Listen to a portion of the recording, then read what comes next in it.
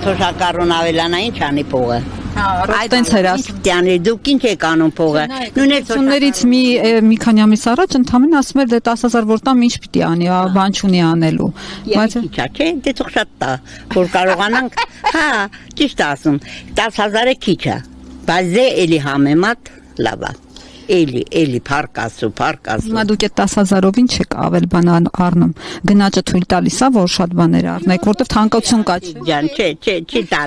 չի տալիս։ Այնքան որ յոլա են գնում, Բայց թանկություն կա, զգում եք խանում։ Իհարկե թանկությունը կա։ Որ ապրանքի թանկությունն եք զգում ձեր վրա, ձեր ընտանեկան։ Դարձել է 80 դրամ, 100 դրամ։ Էլ հլա ուրիշ ոչ մի բանի մասին չեմ ասում։ Ծածվասերը, ձեթը, ամեն ինչ թանկացել է։ Հլա 10,000-ը այդ թանկացման հետ համեմատի դες բավարարում է։ Չէ, ուղղակի Էլի գոհենք, ասում ենք գոհենք, ինչ անենք, այ բալա ջան, ինչ անենք։ Դե հիմա այդ մարդը ավերված տան վրա եկավ նստավ։ Քոչարյանը ավերված տան վրա եկավ նստավ։ Ոնց որ կինը գնանենց տուն վերցնի, որ ոչ մի բան չունենա, 4 պատերն են, մեջը ոչ մի բան չլինի։ Նոր ինքը սկսեց ստեղծել։ Քիչ, այդ պետք է լիներ։ Այդենք չի աղջիկ ջան։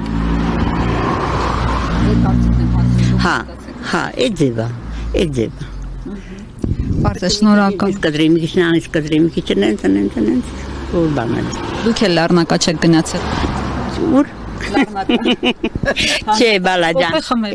Չէ։ Կոֆեն մենք պատի տակն ենք խմում։ Լավոր տեղ է հերիքում։ Հա,